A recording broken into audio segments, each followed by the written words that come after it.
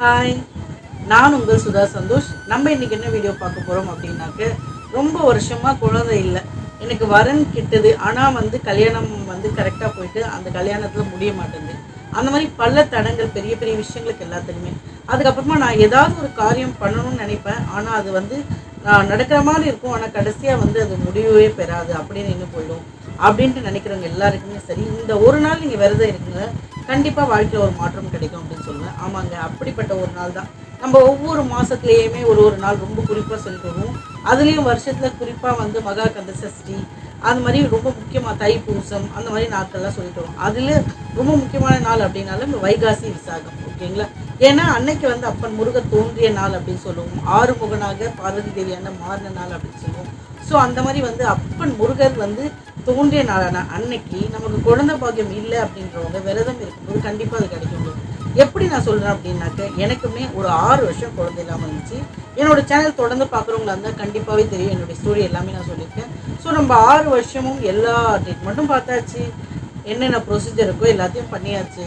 அதுக்கப்புறமா எல்லா கோயிலுக்கும் போயிட்டு வந்தாச்சு. இதுக்கு மேலே நம்மளால் எதுவுமே பண்ண முடியாது அப்படின்னு விடும்போது, சரி எல்லாருமே விரதம் இருக்க சொல்கிறாங்களே, நம்ம விரதம் இருந்து பார்ப்போம் அப்படின்ட்டு நான் முருகரை நம்பி போன நாள் அப்படின்னு சொல்லலாம். அதுவரையும் முருகர் அப்படின்ற ஒரு கடவுள், நம்ம 10 சாமியை கும்பிடும் போது அவரையுமே ஒரு ஆளாக நான் கும்பிட்டுட்டு போடுவேன். அதுதான் எனக்கும் முருகருக்கும் எனக்கு குழந்தை கிடைக்காத வரையும் இருந்த கனெக்ஷன். ஓகேவா? நான் என்னதான் திருத்தணியில் இருந்தாலும் பிறந்திருந்தாலும் அவருக்கும் எனக்குன்னா நாங்கள் ஒரு நியூ இயருக்கு போவோம், சாமி கும்பிடுவோம், வந்துடுவோம், அவ்வளோதான். ஆனால் நான் மகா கந்த சஷ்டி விரதம் இருந்து அதுக்கப்புறம் வித்தின் ஒரு 3 மந்த்துக்குள்ளே கன்ஃபர்மேஷன் ஆன பிறகு என்னுடைய கடவுள் நம்பிக்கை, அதாவது முருகர் மேலே வச்சிருந்த நம்பிக்கை அப்படின்னா அது ஒரு பெரிய மாற்றம் இல்லை, ஓகேங்களா? ஸோ அதுக்கப்புறமா எனக்கு எல்லாமே பாசிட்டிவாக அப்படின்னாக்க நிறைய ஸ்ட்ரகிள்ஸ் வரும், ஒவ்வொரு விஷயத்துலையும் ஸ்ட்ரகிள்ஸ் வரும். ஆனால் அது எல்லாத்தையுமே நான் அப்போ முருகர்கிட்ட போயிட்டு வேண்டுவேன். அது எல்லாமே அப்படியே கரைஞ்சி எனக்கு எந்த பிரச்சனையுமே இல்லாமல் மறையும் அப்படின்னு தான் நான் சொல்வேன். ஸோ முழு நம்பிக்கையோட குழந்தை பாக்கியம் வேணும்னு நினைக்கிறவங்களும் சரி, திருமணம் கைகூடணும்னு நினைக்கிறவங்களும் சரி, அன்னைக்கு ஒரு நாள் முழு நம்பிக்கையோடு விரதம் இருந்து பாருங்க. அப்பா முருகா, நான் உன்னை நம்பி வந்துட்டேன், நீ எனக்கு பண்ணியே ஆகணும் அப்படின்ற ஒரு எண்ணத்தோடு அன்னைக்கு விரதம் இருந்து பாருங்க, உங்கள் வாழ்க்கை கண்டிப்பாகவே மாறுங்க, ஓகேங்களா? ஸோ அப்படி அந்த நாள் என்னைக்கு அப்படின்னு நான் சொல்லி தான் பாருங்க. வைகாசி விசாகம். வைகாசி விசாகம் என்னைக்கு அப்படின்னாக்க மே 30, 2026 சனிக்கிழமை. ஸோ முன்னாடி நாள் 29 ஸ்டார்ட் ஆகிடுது. ஆனால் பௌர்ணமி 30ஆம் தேதி அப்படின்றதுனால வைகாசி விசாகம் அன்னைக்கு காலையிலேருந்து ஸ்டார்ட் ஆகுது, ஓகேங்களா? ஸோ அன்னைக்கு நீங்கள் முக்கியமாக இருக்க வேண்டியது அப்படின்னா விரதம். உங்களால் விரதம் இருக்க முடியல அப்படின்னாலும் சரி, வீட்டில் பூஜை பண்ணுங்க, தப்பே கிடையாது. உங்களுடைய உடம்பு நிலைமைக்கு ஏற்ற மாதிரி என்ன டைப் ஆஃப் விரதம் இருக்கலாம் அப்படின்னு நீங்கள் முடிவெடுத்துக்கோங்க, ஓகேங்களா? ஸோ நான் பண்ணக்கூடிய ஒரு சில விஷயங்கள், விரதம் இருக்கும் இல்லை சாமி கும்பிடும் அப்படின்னா குறிப்பாக நான் பண்ணக்கூடிய விஷயங்கள் என்ன அப்படின்னு சொல்கிறேன். அது கண்டிப்பாக உங்களுக்குமே யூஸ்ஃபுல்லாக இருக்கும், ஓகேங்களா? நான் இப்படி தாங்க ஃபாலோ பண்ணிட்டு போகிறேன். நான் ரொம்ப பெருசாலாம் எதுவும் பண்ணலை, என்னால் முடிஞ்ச சின்ன சின்ன விஷயங்கள் அது கண்டிப்பாகவே சக்ஸஸ் ஆகுது. அதனால தான் நான் அந்த விஷயங்களை சொல்கிறேன், ஓகேங்களா? நமக்கு குழந்தை வேணும் அப்படின்னாக்க அதுக்கான திருப்புகழை அன்றைக்கி ஒரு வாட்டியாவது நீங்கள் படிக்க பாருங்கள், ஓகேங்களா? என்னால் படிக்க முடியாது அப்படின்னா ஓம் சரவண பவ, ஓம் சரவண பவ நான் விரதம் இருக்கும்போது 108 வாட்டியெல்லாம் எழுதியிருக்கேன், ஓகேங்களா? அது எல்லாமே தாண்டி என்னென்னா ஓம் சரவண பவ, சரவண பவ 6 வாட்டி எழுதிட்டு, ரவண பவச அது 6 வாட்டி எழுதி, அப்படியே ஒரு ஒரு எழுத்தையுமே பின்னாடி போட்டு 6 வாட்டி எழுத முடியும் அப்படின்னா அன்னைக்கு மொத்தமாக 36 வாட்டி, 6 வாட்டி 6 × 6 36 வாட்டி எழுதி பாருங்க. வாழ்க்கையில் கண்டிப்பாக ஒரு மாற்றம் வரும். இது நான் ட்ரை பண்ண விஷயம், நீங்கள் ட்ரை பண்ணி பாருங்கள். கஷ்டங்கள் எதுவாக இருந்தாலும் சரி, அப்புறம் முருகர்கிட்ட சொல்லும்போது சரியாயிடும் அப்படின்ற முழு நம்பிக்கையோட இந்த விரதத்தை ஸ்டார்ட் பண்ணுங்கள். குறிப்பாக என்னென்னா, காலையில் விரதம் ஆரம்பிக்க போகிறீங்கன்னா காலையில் குளிச்சுட்டு முதல்ல அப்படியே போயிட்டு முருகர் முன்னாடி உட்காருங்க, ஓகேங்களா? அந்த ஃபோட்டோவை தனியாக எடுத்து வச்சு சாமி கும்பிட முடியும்னா பாருங்கள், ஓகேங்களா? உட்காந்து முருகா, நான் உன்னை நம்பி இருக்கேன் அப்பா, உன்னை தவிர எனக்கு வேறு யாருமே இல்லை, எனக்கு எந்த சோதனை வந்தாலும் சரி அதனை எனக்கு சரி பண்ணிவிடு, அதையும் குறிப்பாக குழந்தை பாக்கியம் கொடு, கல்யாண பாக்கியம் கொடு அப்படின்ட்டு முழு நம்பிக்கையோடு வேண்டுங்க, ஓகேங்களா? அடுத்த வருஷம் நான் என்ன வேண்டுதல் வச்சுக்கணும், அது கண்டிப்பாக நிறைவேறணும், அது எனக்கு கை கூடணும், நான் அதுக்கடுத்து எனக்கு என்னால் முடிஞ்ச விஷயம் என்ன நான் வேண்டிக்கணும் அதை நான் செய்கிறேன் அப்படின்னு வேண்டிக்கோங்க. அதுக்கப்புறமா விரதம் இருக்கிற அன்றைக்கி பண்ணக்கூடிய விஷயம் அப்படின்னா, காலையில் இவங்க சாமி கும்பிட்டு என்ன வேண்டுதலோ அதை சொல்லிடுங்க. சொல்லிவிட்டு வீடெல்லாம் நீங்கள் வழக்கம் போல் சுத்தம்லாம் பண்ணி வச்சுட்டு, சாமி ஃபோட்டோ தனியாக எடுத்து வச்சுக்கிதோ இல்லை அங்கேயே வச்சுக்கூட காலையில் சாமி கும்பிட முடிஞ்சா, ஏன்னா சனிக்கிழமை வருது, காலையில் சாமி கும்பிட முடிஞ்சால் வீட்டில் நல்லா சாமி கும்பிட்டுட்டு விரதம் இருந்துட்டு ஈவினிங்காக கோயிலுக்கு போயிட்டு வாங்க. இல்லை காலையில் கோயிலுக்கு போயிட்டு வந்துட்டு ஈவினிங்காக வீட்டில் சாமி கும்பிட்டுருங்க. ரெண்டுத்துல உங்களுக்கு என்ன கன்வென்ட்டோ அது கோயில் அப்படின்னாக்க ரொம்ப தூரமாக கூட்டமாக இருக்கிற இடத்துக்கு போகணுன்ற அவசியம் கிடையாது. உங்களுக்கு வீடு பக்கத்தில் என்ன கன்வீனியன்ட் இருக்கும் அந்த கோயிலுக்கும் போயிட்டு வாங்க. அங்கே நீங்கள் போயிட்டு ஒரு 10 நிமிஷம் உட்காந்து பாருங்கள், சாமி கும்பிட்டுட்டு ஒரு நிம்மதி கிடைச்ச மாதிரி ஒரு ஃபீல் இருக்கும். ஏன்னா நம்மள மாதிரி நிறைய பேர் கஷ்டத்தோடு வருவாங்க. நீங்கள் யார்கிட்டயாவது பேசி பாருங்களேன், நான் இத்தனை வருஷம் இருந்தேங்க, அப்பன் முருகரை நான் நம்பி வந்தேன், அது சரியாயிடுச்சு, அதனால தாங்க நான் தொடர்ந்து விரதம் இருக்கேன் அப்படின்லாம் சொல்லுவாங்க. ஓகேங்களா? ஒவ்வொருத்தருக்குமே விரதம் இருக்கிறதுக்கான காரணங்கள் நிறைய பேர் வந்து கிடைச்ச பிறகு இருப்பாங்க. நானுமே அப்படிதாங்க. முதல்ல வந்து விரதம் இருந்தேன், அதுக்கப்புறம் குழந்தை பாக்கியம் கிடைச்சிச்சு. அன்னைய நாள்லேருந்து நாங்கள் விரதத்தை ஃபாலோ பண்ண ஆரம்பித்தோம். ஓகேங்களா? இப்போ ஹெல்த் கண்டிஷனால விரதம் எங்களால் இருக்க முடிஞ்சா இருக்கும், அப்படி இல்லைன்னா சாமிக்கு போகிறோம். ஏன்னா நமக்கும் வயசாகுது, உடம்பு வாக்கு எல்லாத்தையுமே பார்த்து அதுக்கேற்ற மாதிரி மாற்றிக்கிறோம். ஓகேங்களா? ஸோ அந்த மாதிரி உங்களால் விரதம் இருக்க முடியும்னா இருங்க, இல்லையனாலும் பரவாயில்ல, ஆனால் வீட்டில் சாமி கும்பிடுங்க. ஓகேவா? சரி, சாமி எப்படி கும்பிடலாம் அப்படின்னாக்க, குறிப்பாக வந்து வெற்றிலை தீபம்.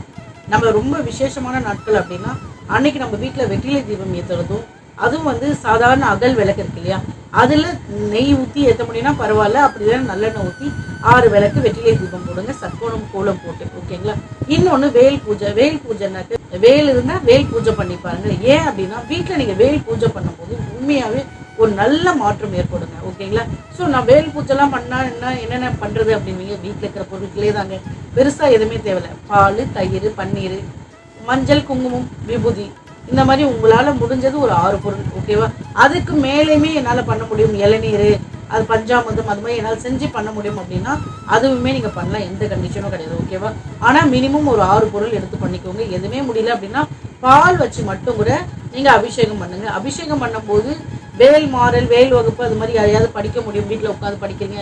இப்போ குழந்தைக்காக அப்படின்னா கணவன் மனைவி 2 பேரும் பூஜை பண்ணீங்கன்னா ஒருத்தவங்க படிங்க, ஒருத்தவங்க பூஜை பண்ணுங்க, அபிஷேகம் பண்ணுங்க. ஓகேங்களா? அப்படி இல்லைன்னா ஓம் சரவண பவ அப்படின்னு சொல்லி இது பண்ணுங்க. ஓகேங்களா? ஸோ முதல்ல பண்ண வேண்டியது என்னன்னாக்கா, காலையில் எழுந்த உடனே குளிச்சுட்டு வந்த உடனே உங்களுடைய வேண்டுதல் என்னமோ அதை உட்காந்து அப்புறம் முருகர்கிட்ட சொல்லி முடிச்சுக்கோங்க. அதுக்கப்புறமா வீட்டில் பூஜை பண்ணுறதுக்கான எல்லாத்தையுமே ஆயத்தம் பண்ணிக்கோங்க. குறிப்பாக கோயிலுக்கு போயிட்டு வந்தோன்னா கோயிலுக்கு போயிட்டு வந்துங்க, இல்லைன்னா ஈவினிங் கோயிலுக்கு போயிட்டு வாங்க. காலையில் வந்து வீட்டில் பூஜை பண்ணுற மாதிரி பார்த்துக்கோங்க. பூஜையில் வெற்றிலை தீபம் போடணும், வேல் பூஜை பண்ணுங்க.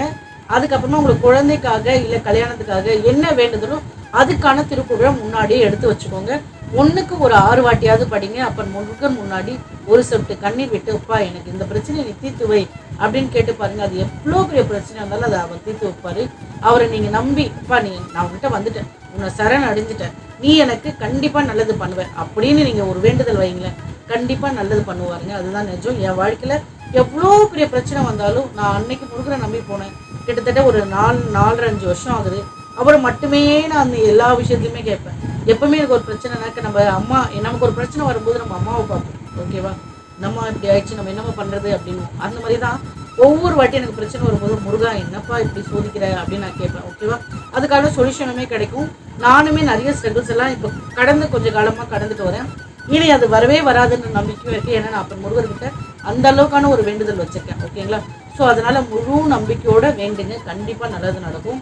இன்னொன்று, நம்ம விரதம் இருப்போம், இல்லை விரதம் இல்லை, ஆனால் சாமி கும்பிடுறோம். அன்னைக்கு பண்ண வேண்டியது அப்படின்னா குறிப்பாக ஒரு தானம், என்னென்னா அன்னதானம்.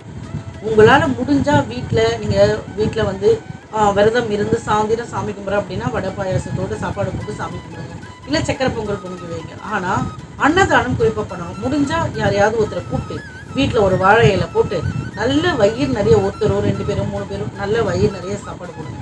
அப்படியுமே முடியாது அப்படின்னு நீங்கள் நினச்சிங்க அப்படின்னாக்க ஒன்றுமே இல்லைங்க, ஒரு 5 பேருக்கு வீட்டில் ஒரு லெமன் ரைஸோ, பொங்கலோ, தயிர் சாதமோ, ஏதாவது ஒன்று உங்கள் கையால் என்ன ரெடி பண்ண முடியுமோ ரெடி பண்ணி அது ஒரு 5 பேருக்கு உங்கள் கையால் எடுத்துட்டு அன்னதானம் பண்ணி பாருங்க. ரொம்ப நல்ல விஷயங்க. ஏன்னா நம்ம விரதத்தன்னைக்கு நம்ம மனசு உருகி வேண்டி அன்னைக்கு நம்ம யாருக்காவது ஒருத்தருக்கு சாப்பாடு கொடுக்குறது ரொம்ப ரொம்ப ரொம்ப நல்லது. அதை நான் ரொம்ப வருஷமாக ஃபாலோ பண்ணிட்டு வரேன். எந்த கஷ்டமானாலும் கடந்து போவோங்க. ஓகேவா? ஸோ அதனால் இந்த விஷயத்தை மட்டும் மறந்துடாதீங்க. விரதம் இருக்கிற அன்னைக்கு அன்னதானம் பண்ணி பாருங்க, வாழ்க்கை கண்டிப்பாக மாறும். ஓகேவா? ஸோ வைகாசி விசாகத்தன்னைக்கு மறக்காமல் பண்ணக்கூடிய விஷயத்தில் ஒன்று அன்னதானம், அதை பண்ணி பாருங்க. அதே மாதிரி வந்து காலையில் வந்து எங்களுக்கு பக்கத்துலேயே ஏதாவது ஒரு கோயில் இருக்குது அப்படின்னா ஒரு 1/2 லிட்டர் பால் பாக்கெட் வாங்கிட்டாங்க அபிஷேகத்துக்கு. ஓகேவா? நிறைய பேர் பால் குடம் எடுப்பாங்க, காவடி எடுப்பாங்க. அந்த மாதிரி வந்து அன்னைக்கு உங்களால் ஒரு 1/2 லிட்டர் பால் வாங்கி கொடுத்து அபிஷேகத்துக்கு கொடுக்க முடியும் அப்படின்னாக்க பண்ணி பாருங்கள், ரொம்ப நல்லது. ஓகேங்களா? ஸோ இந்த விஷயங்கள் எல்லாமே ஃபாலோ பண்ணி பாருங்கள். கண்டிப்பாக அடுத்த வருஷம் உங்களுடைய வேண்டுதல் என்னமோ, அடுத்த வைகாசிக்குள்ளே என்ன வேண்டுதலோ அது நிறைவேறி நீங்களுமே 10 பேர்கிட்ட சொல்ல ஆரம்பிப்பீங்க. முழு நம்பிக்கையோடு பண்ணுங்கள், வாழ்க்கை மாறுங்க. நீங்கள் ஃபஸ்ட் டைம் என்னோடய வீடியோவை பார்க்குறவங்களா இருந்தால் மறக்காமல் சப்ஸ்கிரைப் பண்ணிவிடுங்க. என்ன விஷயத்துக்கு என்ன திருப்புகழ் அப்படின்ட்டு ஏதாவது டவுட்ஸ் இருந்தால் என்கிட்ட கேளுங்க. அந்த விஷயங்கள் எனக்கு தெரிஞ்சிருந்தால் கண்டிப்பாக அந்த திருப்புகழை வந்து நான் கமெண்ட்ஸ் பண்ணிவிடுறேன். ஓகேங்களா? இவ்வளோ நிறைய இந்த வீடியோ ஸ்கிப் பண்ணால் பார்த்துக்கு தேங்க்யூ. நீங்கள் ஃபஸ்ட் டைம் பார்க்குறவங்கள தான் மறக்காமல் சப்ஸ்கிரைப் பண்ணிவிடுங்க. டவுட்ஸ் ஏதாவது இருந்தாலும் கமெண்ட் செக்ஷனில் கேளுங்க. ஓகே, பாய்.